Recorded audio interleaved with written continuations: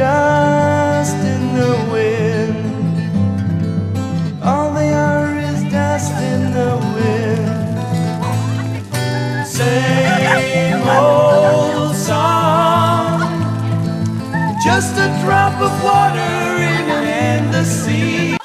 This is The Grapes of Wrath Intercalary Chapter number 14, starring Haley, aka Sharper, Courtney Cole, aka Corn Slop,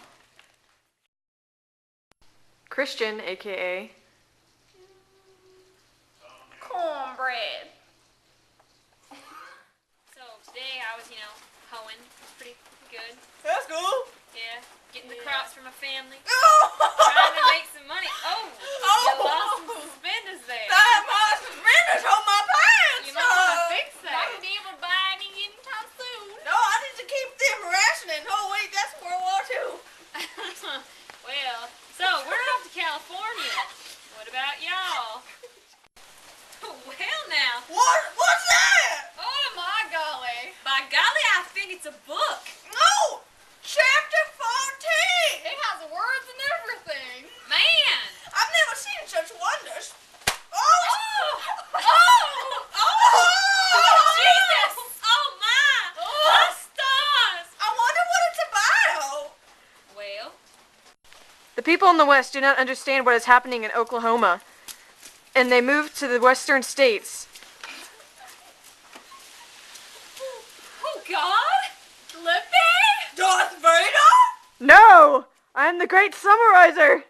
Where's that rambunctious sound coming from? He's awful intelligent if he can summarize the chapter. Without even reading it. Yeah! Oh, God! Well, this summarizer person sure must like to read. You know what I like? What? I like puppies. I like kitties. I like bunnies with gravy.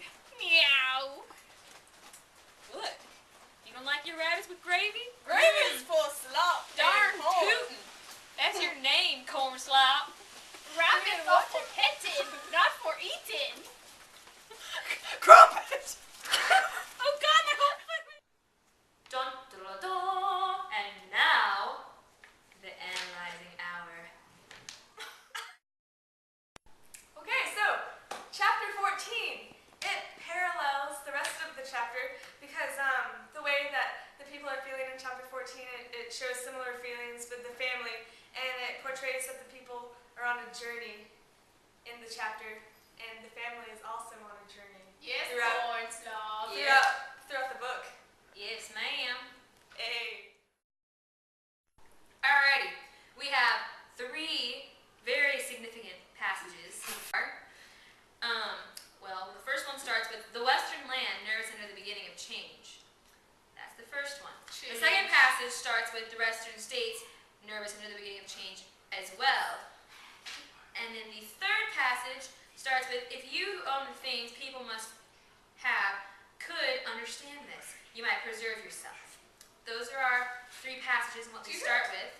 And then there are many significant literary elements in each of these. One of them being an anaphora. Steinbeck uses an anaphora when he says, the great owners, dot, dot, dot, dot, dot, the great owners, dot, dot, dot, dot, dot.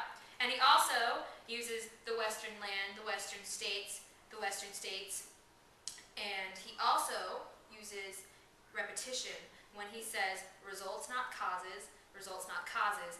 And as he uses that, he also takes the next 2 passages after that first passage, where he first introduces results not causes, and each passage is, the first passage is the results, and the second passage is the causes. That's how they're linked. Yes, Yep. I agree. There is a line on page 205 that says, having stepped forward, he may slip back, but only half a step, never the full step back. This is how Steinbeck shows repetition, the migrants going on their journey, and now Courtney will explain further. So the repetition of the word step. Keep going. So, some more analyzing of our chapter. In the first line, the Western land nervous under the beginning change, the Western states, nervous as horses before a thunderstorm, and that is repetition, which further emphasizes the owner's feelings as well as anaphora. And it says, the great owner is nervous, sensing a change, knowing nothing of the nature of the change. The great owner is striking the immediate thing. There's also a metaphor when it's talking about the causes, and it says, the causes are hunger in the stomach. And it just shows like the want and need that the people are feeling right now. Also, Okay. Another stylistic element that he uses is he uses symbolism, and the sentence is, fear the time when the bombs stop falling while the bombers live. For every bomb is proof that the spirit has not died. And the bombs are representative of the migrant farmers, and the bombers are representative of the great owners.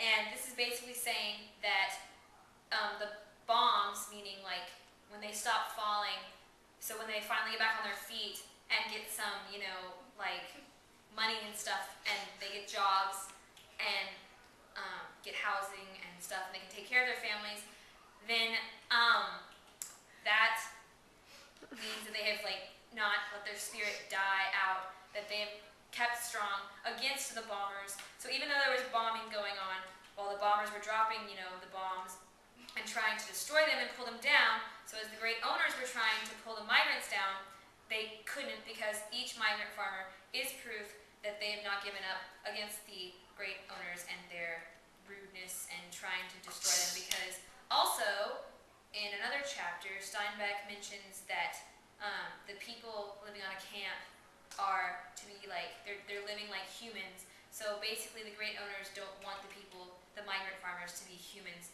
They want them to be treated and downgraded like they're nothing.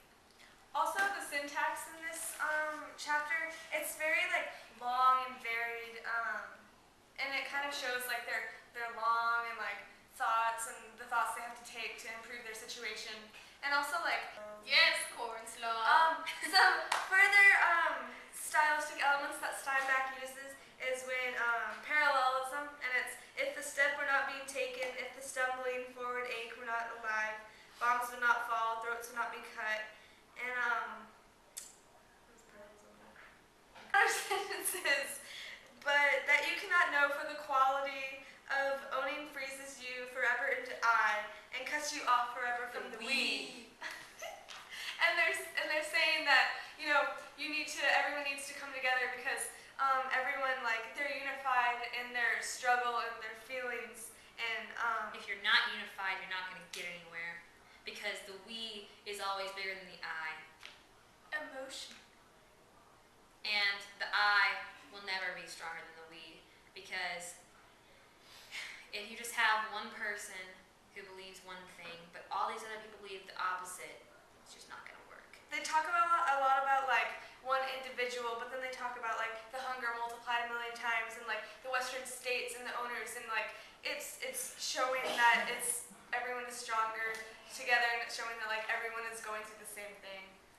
And yeah, and they have a lot of like parallelism in the if you, but then they go into the we at the end, but showing like, since they're putting that at the last part of the chapter, It also emphasizes the I, because it's pointing out you, which goes along with I, but then they mention the we, which just shows that one person will be separated from the we. It's like if you, then you will forever be an I.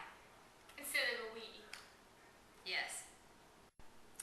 And finally, the reason why Steinbeck uses repetition over and over again in all of his chapters is because he is symbolically trying to represent how the states are nervous, and when he's nervous, we convey that you stutter when you're nervous, which is why he is representing this by repeating all of the words in all of his chapters. So we are going beyond what he's saying to see what Steinbeck was really thinking about when he was writing